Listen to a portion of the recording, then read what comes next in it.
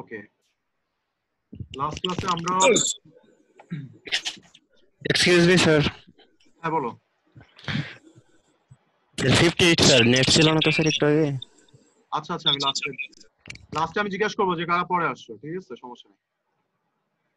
ওকে, যাদের নেট জনিত প্রবলেম তারা, আমি এখন সবাইকে মিউট মিউট করে দিচ্ছি। কারো যদি প্রবলেম হয় নিজেকে আনমিউট করে দেন কোশ্চেন করবা, ঠিক আছে? আর অ্যাটেন্ডেন্স সবার লাস্টে দিব। Okay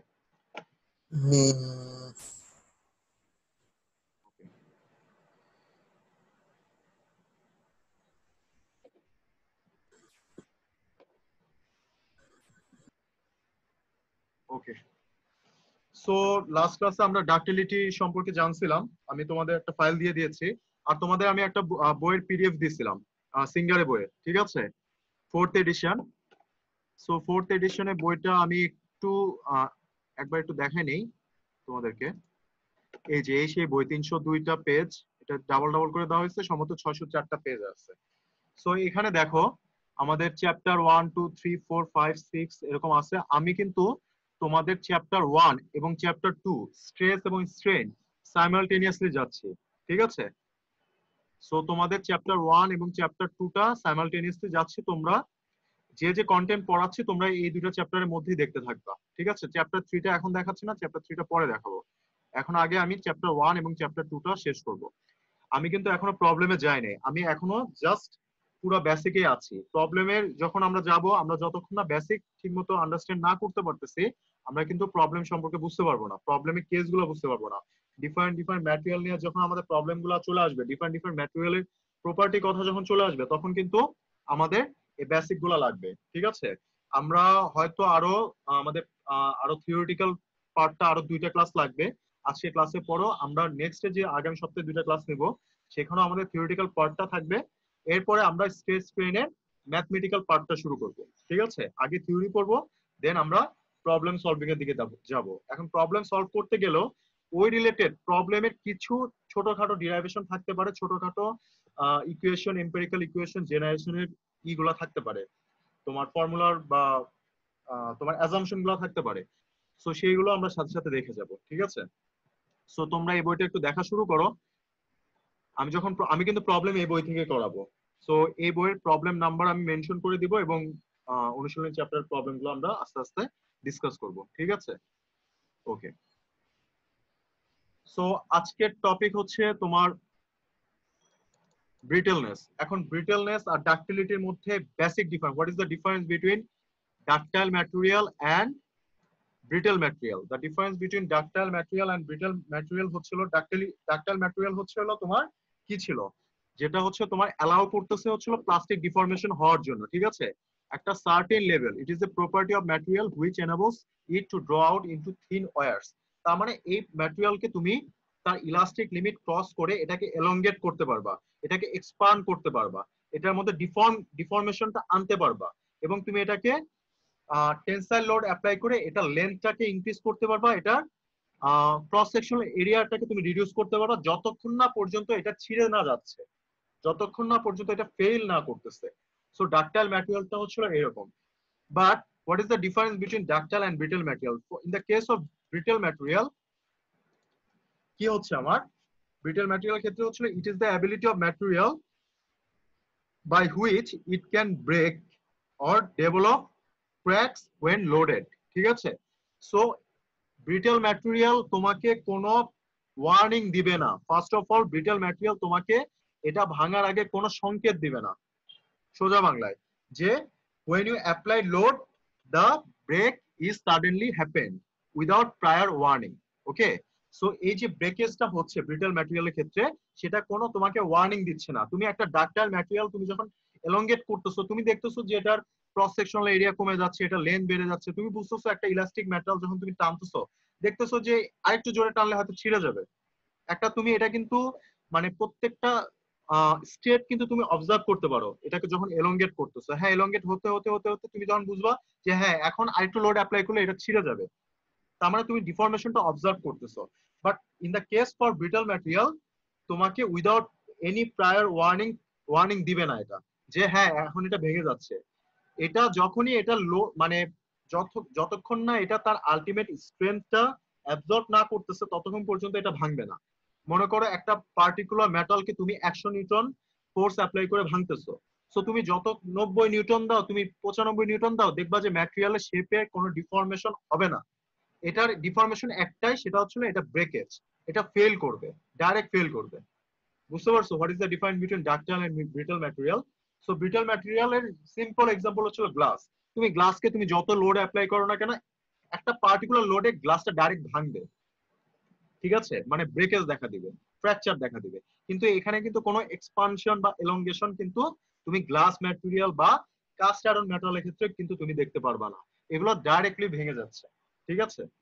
so this is the difference between ductile and brittle material. এখন এই যে ডাকটিলিটি এন্ড ব্রিটলনেস, সো এই ম্যাটেরিয়ালের টেস্টিং করার জন্য কিন্তু আমাদের ডিফারেন্ট ডিফারেন্ট টেস্টিং মেশিন আছে।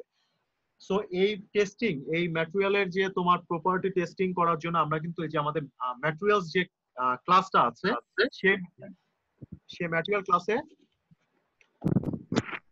আমরা এই different type of material testing সম্পর্কে পড়বো, ঠিক আছে। যেহেতু এখানে আমাদের ম্যাটেরিয়াল টেস্টিং এর টপিক আমাদের ডিসকাস করার কথা না, তো আমি আর এই টপিকে যাচ্ছি না, ঠিক আছে। যখন আমরা সেশনাল করব, আমাদের যে 244 সেশনাল আছে, সেখানে কিন্তু এই যে ductility test, brittleness test, hardness test, তারপরে হচ্ছে ইমপ্যাক্ট টেস্ট, এই যে আমি যে প্রপার্টি গুলো পড়তেছি, এই প্রপার্টি গুলারই সেশনাল আমরা করব। যে এই যে কখন একটা ম্যাটেরিয়াল ফ্র্যাকচার করতেছে, কখন একটা ম্যাটেরিয়াল হার্ডনেস এর স্ক্র্যাচ করতেছে, কখন একটা ম্যাটেরিয়াল সাডেন লোডে ভেঙে যাচ্ছে, ইমপ্যাক্ট লোডে ভেঙে যাচ্ছে, এই ধরনের টেস্টিং গুলো আমরা মেকানিক্স অফ সলিড 244 সেশনালে আমরা করব। যখন আমরা এই সেশনালে ডিসকাশন আমরা যখন করব, বা তোমাদের যে সমস্ত স্যাররা করবে এই কোর্সে এঙ্গেজ আছে, তারা তখন এই সমস্ত টেস্টিং এর রিলেটেড তোমাদের অ্যাপারেটাস সম্পর্কে আইডিয়া দিবে। ওকে,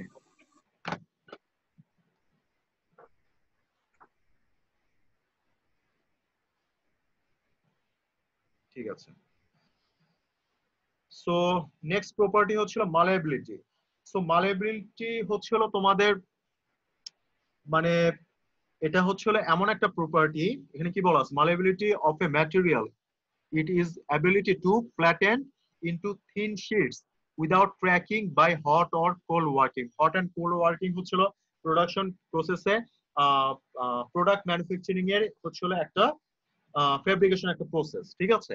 সো এখানে দেখা যাচ্ছে যে তুমি মালেবিলিটি হচ্ছিল এমন একটা মানে it is the property of a material by virtue of which a material undergo reduction in its cross section under the action of compressive load, ঠিক আছে। তো তুমি যখন একটা ম্যাটেরিয়ালকে তুমি হ্যামারিং করতেছো, তখন কি তুমি এটার উপর টেনসাইল লোড অ্যাপ্লাই করতেছো নাকি কম্প্রেসিভ লোড অ্যাপ্লাই করতেছো? অবভিয়াসলি এখানে কোনো টেনসাইল লোড অ্যাপ্লাই হচ্ছে না, তুমি ম্যাটেরিয়ালটার উপরে কম্প্রেসিভ কন্টিনিউয়াসলি তুমি এটাকে পিটাচ্ছ, ঠিক আছে, হ্যামারিং করতেছো। তো যখনই তুমি এই ধরনের একটা মেটালকে, একটা ম্যাটেরিয়ালের মধ্যে যখন মালেবিলিটি প্রপার্টিটা থাকতেছে, তখন তুমি একটা যে কোনো শেপে একটা মেটালকে তুমি হ্যামারিং করার মাধ্যমে তুমি এটাকে থিন শীট, মানে একটা পাতলা শীট মেটালে কনভার্ট করে ফেলতে পারতেছো। সো তুমি যখনই তোমার একটা শীট মেটালের প্রোডাকশন দরকার হবে, তখন তোমাকে সেই ধরনের ম্যাটেরিয়াল গুলো চুজ করতে হবে যে সমস্ত ম্যাটেরিয়ালে মালেবিলিটি প্রপার্টিটা কন্টেইন করে, ঠিক আছে। So this is the malleable property, খুবই ইজি, এমন কঠিন কিছু না। Number 4, hardness. সো হার্ডনেসটা কি? হার্ডনেসটা হচ্ছে, hardness is fundamental property which is closely related to strength. So এই যে হার্ডনেস যে প্রপার্টি, মানে ম্যাটেরিয়ালের যে প্রপার্টি, এটা কি ইন্ডিকেট করে? So it is the property of material by which it can resist scratches, marks, wears and tears, ঠিক আছে। সো এটা ম্যাটেরিয়ালে এমন একটা প্রপার্টি যে এই ম্যাটেরিয়ালটা হার্ডনেস লেভেলটা বেশি, ঠিক আছে। সো যত একটা ম্যাটেরিয়াল হার্ডনেস তত বেশি হবে, তত ম্যাটেরিয়ালটা রেজিস্ট করবে, স্ক্র্যাচ প্রুফ হবে, অ্যাব্রেশন প্রুফ হবে, কাটিং প্রুফ হবে, পেনিট্রেশন প্রুফ হবে, ঠিক আছে। তুমি সিম্পল যখন দেখবা যে এই আমাদের যে মোবাইলে সিম্পল যে কভার গুলো যে থাকে, তোমার যে গ্লাস প্রোটেক্টর গুলো থাকে, দেখবা যে গ্লাস প্রোটেক্টরের মডেলের উপর লেখা থাকে 9H, ঠিক আছে, 10H, বিভিন্ন গ্রেডের কিন্তু হার্ডনেস নাম্বার দিয়ে ইন্ডিকেশন থাকে। ওই এইচ দিয়ে কিন্তু হার্ডনেস বোঝায় যে হ্যাঁ এটা মানে হচ্ছিল হার্ডনেস গ্রেডিং হচ্ছিল 9, তার মানে এটা হচ্ছে স্ক্র্যাচ প্রুফ, এটা হচ্ছে অ্যাব্রেশন বা ঘর্ষণ প্রুফ, এটা হচ্ছিল পেনিট্রেশন প্রুফ। তার মানে যে কোনো টাইপের একটা সার্টেন লেভেল পর্যন্ত তুমি এটাকে স্ক্র্যাচ করাইতে পারবা না, তোমার নর্মাল যে নখটা আছে, নখ দিয়ে তুমি কিন্তু এখানে স্ক্র্যাচ তুমি ক্রিয়েট করতে পারতেছো না, বা তুমি এখানে পেনিট্রেট করতে পারতেছো না। ঠিক আছে, যার যত হার্ডনেস বেশি তার মানে পেনিট্রেশন পাওয়ার বা স্ক্র্যাচ প্রুফ সবকিছুই বেশি। সো দেখা যাচ্ছে যে আমাদের ন্যাচারালি যে আমরা ডায়মন্ড পাচ্ছি, তো ন্যাচারাল ডায়মন্ডের হার্ডনেস হচ্ছে হলো সবচেয়ে বেশি। ঠিক আছে, সো এই হচ্ছে হলো অবস্থা। আর হচ্ছে methods of determining hardness, Brinell hardness number, Rockwell Vickers test. So এই যে ব্রিনেল টেস্ট, রকওয়েল ভিকার্স, এগুলো হচ্ছে ডিফারেন্ট হার্ডনেস মেজারমেন্টের টেস্টিং তোমার ইকুইপমেন্টস এর তোমার হচ্ছে টার্মিনোলজি গুলো। এখানে কিছু ম্যাটেরিয়ালের lead, pure aluminium, copper, soft brass, mild steel, glass, কিছু ম্যাটেরিয়ালের ব্রিনেল হার্ডনেস নাম্বার তোমার দেওয়া আছে, যে 5, 15, 35, 60, 75, 130, 235। So the more the hardness number, the more the Brinell hardness number, the more the তুমি এটা ইনশিওর করতে পারছো the more the material is scratch proof। ঠিক আছে, তারপর হচ্ছে penetration proof। যত হার্ডনেস নাম্বার বেশি হবে তত এটা এই ধরনের তোমার ডিফারেন্ট তোমার ফেনোমেনা যেগুলো আছে সেগুলো অ্যাবিলিটি গুলো রেজিস্ট করতে পারে। সো আমার মনে হয় তিনটা ইম্পর্টেন্ট প্রপার্টি তোমরা বুঝতে পারছো।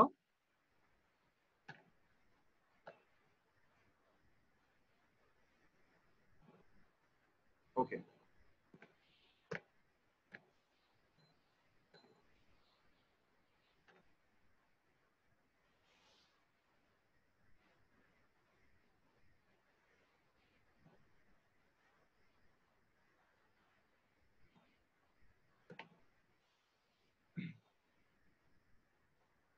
কারো কোনো সমস্যা আছে, মানে কোনো কোশ্চেন আছে? এই যে তিনটা প্রপার্টি নিয়ে যে আমি কথা বললাম, হার্ডনেস, মালেবিলিটি এন্ড ব্রিটেলনেস, বুঝতে পারার কথা, এখানে তেমন কঠিন কিছু আমি বলিনি। জি স্যার, বুঝতে পারছি। আচ্ছা, ওকে, থ্যাংক ইউ। সো আজকে ক্লাসে আমাদের আর 2-4 মিনিট টাইম আছে, আমি জাস্ট এই স্লাইডটা শেষ করে দিই। আমাদের দুইটা স্লাইড আছে, এই দুইটা স্লাইড আমি একটু শেষ করে দিই। ওকে, এখানে আরেকটা টার্ম আছে, সেটা হচ্ছিল মডুলাস অফ টাফনেস, আর এটা হচ্ছিল মডুলাস অফ রেজিলিয়েন্স। এখন মডুলাস অফ টাফনেস এর এখানে ফিগারটা একটু উল্টা করে দেওয়া হচ্ছে। মডুলাস অফ টাফনেস এর ফিগারটা হচ্ছিল এটা, আর মডুলাস অফ রেজিলিয়েন্স এর ফিগার হচ্ছে এটা।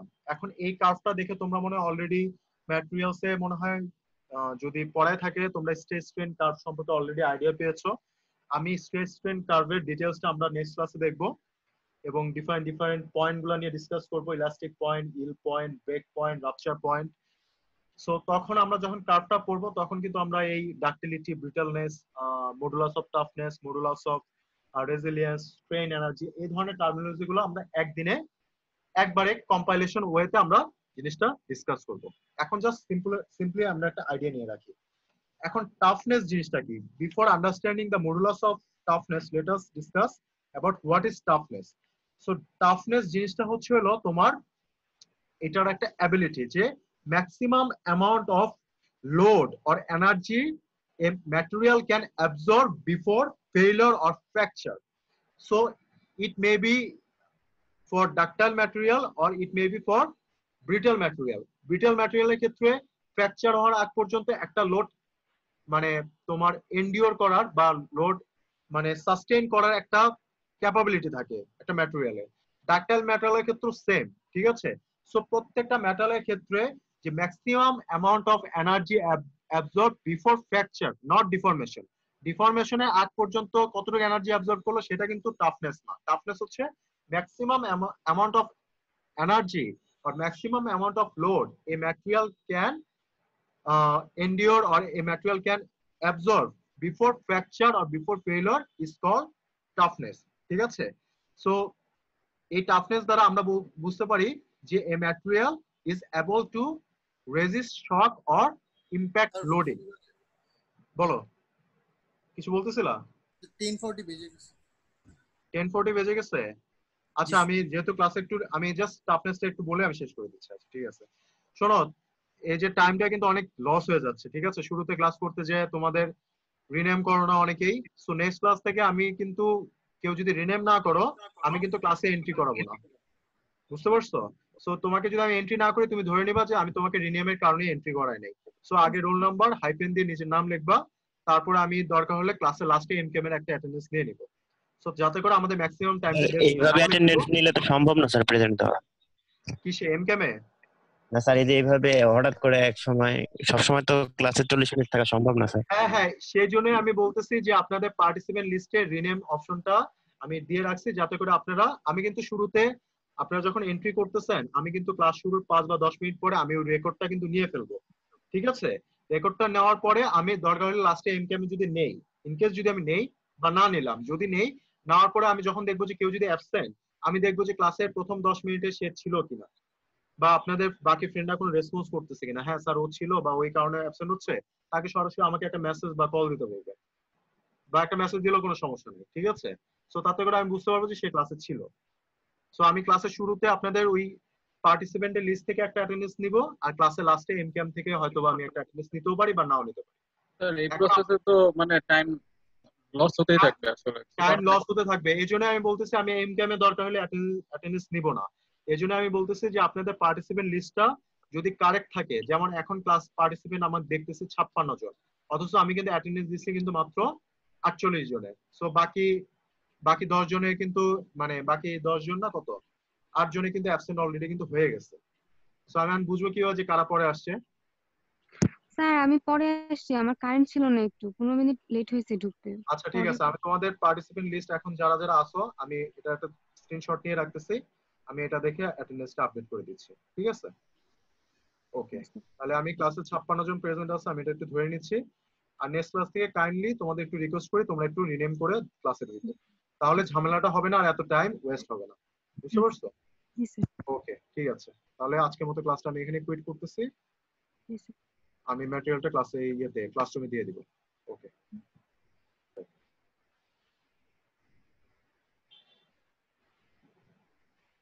Allah.